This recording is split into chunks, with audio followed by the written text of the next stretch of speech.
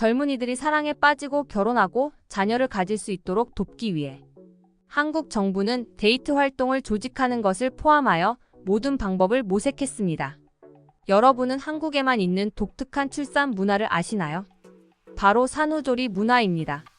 물론 외국에서도 산후조리 문화가 있긴 하지만 우리나라만큼 이토록 체계적이고 전문적인 시스템은 없다고 합니다. 오늘 소개해드릴 사연은 바로 이 산후조리 문화 때문에 과거의 아픔을 극복하고 행복한 삶을 살 수 있게 되었다는 미국 여성의 경험담입니다. 그녀는 고향에서 첫째 아이를 낳은 후 극심한 출산 후유증 때문에 아이를 낳았다는 기쁨보다도 마음과 몸의 고통이 더 컸다고 하는데요. 그 결과 아이에게 온전한 사랑을 주지 못한 채 후회스러운 시간을 보냈다고 합니다. 그랬던 그녀가 한국에서 둘째를 임신하게 되면서 한국 때문에 아주 큰 감동을 했다고 하는데요. 과연 그녀에게는 무슨 일이 있었던 걸까요? 안녕하세요. 한국 덕분에 두려웠던 출산의 공포를 이겨내고 지금은 행복한 삶을 살아가고 있는 미국인 엠마입니다. 다들 인생에서 잊을 수 없던 순간을 꼽으라고 한다면 어떤 순간이 떠오르시나요? 제 머릿속에 단박에 떠오르는 건 바로 첫 아이를 저의 품에 안았던 기억이랍니다. 첫째 아이가 유독 더 특별했던 이유는 우리 부부가 아이를 가지기까지 너무 힘든 과정을 겪어야만 했고 오랜 기다림 끝에 아이를 가질 수 있었기 때문입니다. 아이가 나왔다는 말과 함께 힘찬 울음소리가 귀에 들려왔을 때, 그리고 제 품에 안긴 아기를 두 눈으로 보았을 때 정말이지 말로는 설명할 수 없는 벅찬 감동이 몰려왔어요. 정말 감격스럽고 더 잘 살아야겠다는 생각도 들고 무언가 말로 표현되지 않는 엄청난 감동이 있었죠. 첫 아이라 경황이 없었지만 엄마로서 최선을 다해야겠다는 생각이 들었습니다. 하지만 예상하지 못했던 산후우울증과 불안증이 저를 덮쳐오면서 그 이후의 산후조리 기간은 제게 그저 악몽 같은 기억으로만 남아있어요. 아이를 낳은 이후부터 원인 모를 우울감도 느끼기 시작했어요. 매사에 의욕이 생기지 않았고 울고 싶었고 갑자기 화가 나기도 했습니다. 처음엔 단순히 호르몬 변화로 인해 감정 기복이 심해졌다고만 생각했어요. 하지만 이런 현상이 지속되면서 결국은 병원을 찾아가게 됐어요. 의사 선생님은 생각보다 많은 사람이 산후우울증에 걸리지만 병원에 오거나 겉으로 드러내려는 사람이 잘 없다면서 치료를 받으려고 생각한 것부터 잘 선택한 행동이라고 했습니다. 전 수유에 영향이 없는 약을 처방받고 급히 신경정신과 예약을 잡을 수 있는 소견서를 받았어요. 하지만 별 효과가 없었죠. 점점 홀로 어두운 동굴을 만들고 그곳으로 거침없이 직진하고 있었습니다. 극도로 예민해진 성격 때문에 하루에도 몇 번씩 남편에게 미친 듯이 짜증을 내고 소리를 질러댔어요. 남편이 그런 저에게 지쳤다는 걸 알면서도 제 짜증은 브레이크 없는 자동차처럼 전혀 멈출 생각이 없었죠. 그리고 저 스스로도 점점 제 자신이 싫어졌습니다. 하루 종일 집에 있는 자신의 모습이 그렇게 초라할 수가 없더라고요. 아마 아이를 낳아보신 분들은 자기 몸이 시간이 지날수록 얼마나 망가져 가는지 체감하셨을 거예요. 잠을 제대로 자지 못하니 얼굴은 푸석푸석한 데다가 신경은 예민해질 대로 예민해져 있었고 늘어난 몸무게는 좀처럼 줄어들 생각을 하지 않았어요. 그리고 사회에서 고립된 느낌이 들면서 다시 내가 예전의 모습으로 돌아갈 수 있을까 너무나 막막하기도 했고요. 괜히 억울한 생각에 죄 없는 남편이 마냥 믿기만 했었네요. 시간이 흐를수록 우울함은 더욱 심해졌습니다. 아이를 바라볼 때면 이렇게 작은 아이가 내 뱃속에서 나왔다는 사실이 신기하다가도 너무나 작고 약해 보여 혹시라도 잘못될까 불안함에 전전긍긍했고 낮에 혼자 아이를 돌보면서 가만히 보고 있으면 괜히 서글퍼서 눈물이 뚝뚝 떨어지기도 했습니다. 어릴 때부터 생각해왔던 육아라는 건 아름답게 보이기만 했는데 막상 현실은 그렇지 못했어요. 완벽한 육아를 하고 싶었지만 아이 앞에서 저라는 사람은 점점 작아져만 갔고요. 이렇게 사랑스러운 내 자식을 두고 무기력하다는 사실을 받아들이기도 힘들었어요. 지금 와서 생각해보면 완벽한 육아에 대한 의무감과 강박관념이 그 상황에 있는 절 더욱 힘들게 만들었던 것 같아요. 힘겹게 가진 아이라는 점, 그리고 누구보다 아이를 기다렸던 부부였기 때문에 완벽한 엄마가 되어야 한다는 생각이 심했죠. 그런 생각 때문에 부담을 가진 탓이었을까요? 최선을 다해 보기도 전에 체력적으로도 정신적으로도 지쳐버려서 시도조차 할 수 없었습니다. 게다가 저는 이전까지 갓난 아기를 가까이서 본 적이 거의 없어. 내 팔뚝에 반만 한 아기를 혼자 돌봐야 한다는 것에 대해 엄청난 부담을 가지고 있던 상태이기도 했고요.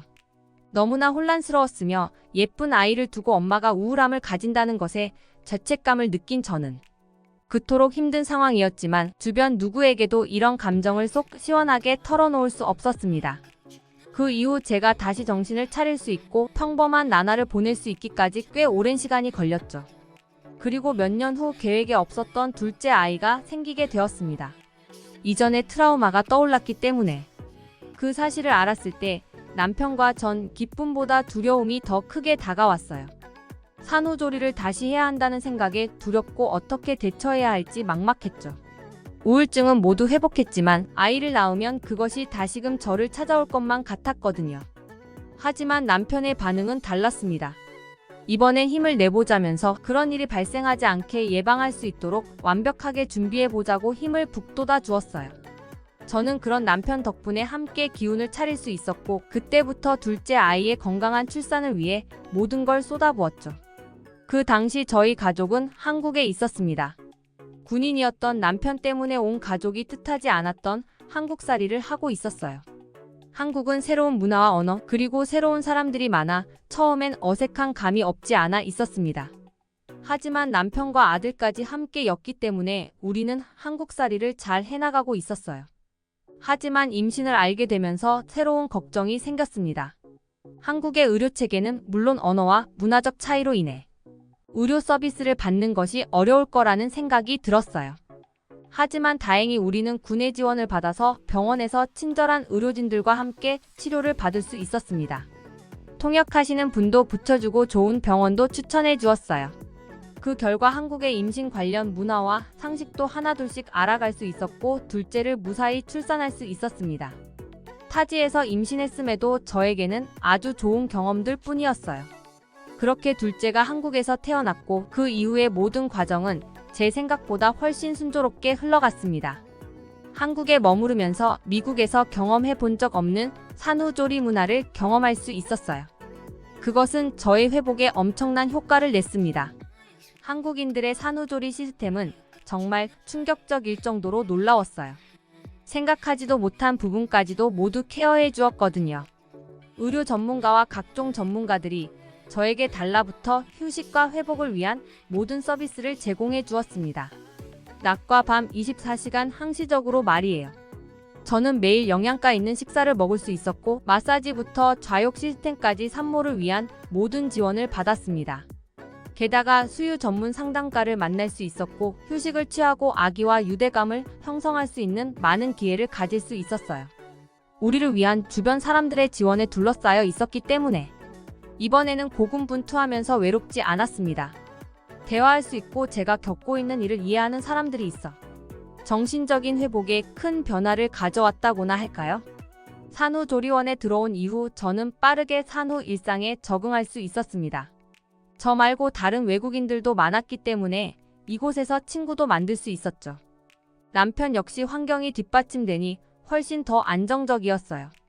며칠이 지나면서 불안과 우울증이 첫 아이 이후보다 훨씬 더 관리하기 쉬웠다는 것을 알게 되었죠. 한국에서 받은 산후조리는 회복의 필수적인 부분이라는 것이 분명하다고 느꼈습니다. 그 경험에 감사하지 않을 수 없었네요. 문득 첫째 아이에게 그러지 못했던 과거가 떠올라 미안한 마음이 들기도 했어요.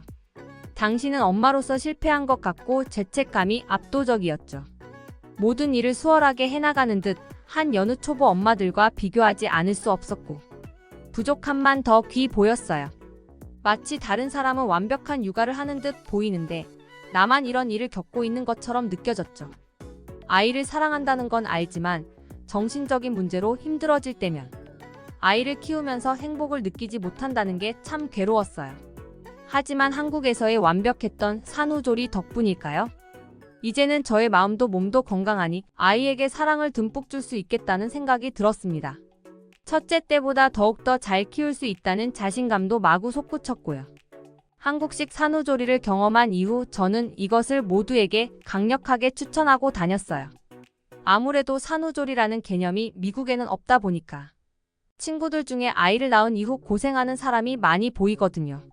특히 전 그 모든 것들을 이미 첫째 때 겪었기 때문에 어려움을 겪는 산모들이 더 눈에 들어왔고, 그래서 그들을 도와주고 싶은 마음이 더 간절했죠. 전 할 수 있는 최선을 다해 한국식 산후조리를 알려주었습니다. 그리고 사실 돈과 시간적인 여유만 있다면 실제 한국에 방문하는 것이 가장 좋다고 이야기했어요. 실제 가서 받는 케어는 확실히 다르거든요. 시설도 그렇고 서비스도 그렇고 말이에요. 그리고 출산 이후엔 뭐든지 나 혼자 하는 것보다 옆에서 누군가 거들어준다는 것만으로도 엄청난 도움이 됩니다. 저에게 한국식 산후조리 이야기를 들은 사람들은 그런 체계적인 시스템이 존재하는 게 한국이 유일한 것 같다며 감탄했어요. 그것이 큰 메리트이기도 하고요. 실제로 한국 산후조리원에서 들은 이야기인데, 전 세계 수많은 상류층 사람들이 한국의 산후조리원을 이용하기 위해 원정 출산을 하러 오는 상황까지 벌어지고 있다고 하더라고요. 그것은 과장된 게 아니라는 걸 알아요. 저는 충분히 이해가 가거든요. 한국의 산후조리 체계는 다른 어느 나라보다 완벽하고 완벽할 수밖에 없는 이유는 이미 한국에서는 몇십 년 전부터 출산 후 산모들이 산후조리원에 들어가 산욕기 동안 요양하며 몸을 회복할 수 있도록 하는 문화가 발달해 있기 때문입니다. 알고 보니 한국은 예부터 산모가 아이를 낳고 나서 제대로 관리하지 않으면 뼛속이 시리고 온몸이 아프다는 산후풍에 평생 시달릴 수 있다는 이유로 신경 써서 관리하더라고요. 이렇게 산모를 생각해주는 문화가 정착되어 있는 한국이 너무나도 부럽습니다. 한국에서 산후조리원 개념이 대박난 이후 주변 몇몇 나라에서도 그들을 따라한 것으로 알고 있지만 모두 한국 같은 것은 아닌 것 같더라고요. 특히 중국 산후조리원을 이용한 한 외국인은 시설의 위생이나 서비스도 말할 것도 없고 품질조차 저급해 하루도 채 있지 않고 나왔다고 합니다. 그곳은 한국의 산후조리원을 따라 했다고 하기도 민망한 수준이며 다시는 가지 않을 거라며 혹평했죠. 이런 걸 보면 아직까지 산후조리는 한국이 최고라고 생각해요. 미국에는 출산 직후 따로 산후관리를 받는 시스템이 전혀 없어 이런 관리를 받지 못한 채 골골대야 하죠. 물론 동양권 여성보다 골격과 뼈대 때문에 회복성과 탄력성이 우수하긴 하지만 출산이라는 힘든 과정을 지난 산모에게 산후조리는 없어선 안 될 시스템이에요. 이미 경험한 사람으로서 실제로 한국에서 신세계인 산후조리를 경험한 것이 회복에 큰 변화를 가져왔다는 걸 그 누구보다 잘 알고 있으니까요. 산후조리는 단순히 육체적이고 정신적인 건강 상태를 치료하는 것만이 아니라는 것을 깨달았기도 하고요. 이는 여성이 안전하고 양육적인 환경에서 출산 후 회복할 수 있도록 지원 및 보살핌의 문화를 만드는 것입니다. 이러한 종류의 치료가 미국에서 더 널리 보급되어 앞으로 더 많은 여성들이 혜택을 받을 수 있기를 바라요. 진심으로 말입니다. 둘째를 임신한 후 산후통과 우울증을 겪었던 과거 때문에 염려가 많았지만 한국의 산후조리 문화 덕분에 행복한 산후 기간을 보낼 수 있었던 미국 여성 엠마의 사연이었습니다. 그녀는 첫째 아이를 낳으면서 엄마가 되기 위한 혹독한 신고식을 넘어 아이까지 제대로 돌보지 못하는 어려움을 겪었습니다. 우리는 이를 통해 산후조리가 얼마나 중요하고 그것이 산모와 아기에게도 얼마나 큰 영향을 미칠 수 있는지를 알 수 있는데요. 올바른 산후조리가 이루어진다면 신체적, 정신적 건강은 물론이고 자녀를 돌보는 능력 또한 크게 향상시킬 수 있습니다. 그러나 안타깝게도 미국 같은 나라에는 산후조리라는 개념이 잘 없다 보니 많은 초보 엄마들이 산후 우울증이나 산후통으로 고생하는 경우가 흔한데요. 그에 반해 우리나라는 산모의 건강과 웰빙을 최우선으로 생각하며 지금도 산후조리 문화가 끊임없이 발전해 나가고 있습니다. 영양가 있는 식사, 마사지, 수유 지원, 긴장을 풀고 아기와 유대감을 형성할 수 있는 기회 등 외국에서는 따라하고 싶어도 따라하기조차 쉽지 않을 정도죠. 일부 국가에서는 한국의 산후조리 문화를 부러워한 나머지 한국의 산후조리원을 모방하려는 시도가 계속해서 이루어지고 있는데요.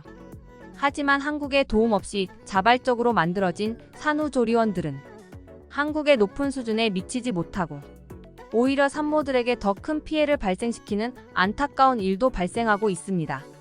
이 점을 생각해보면 우리 한국인들이 외국에도 우리의 좋은 산후조리 문화를 전파해서 더 많은 산모들이 혜택을 받을 수 있도록 하는 시도도 나름 필요해 보이는군요.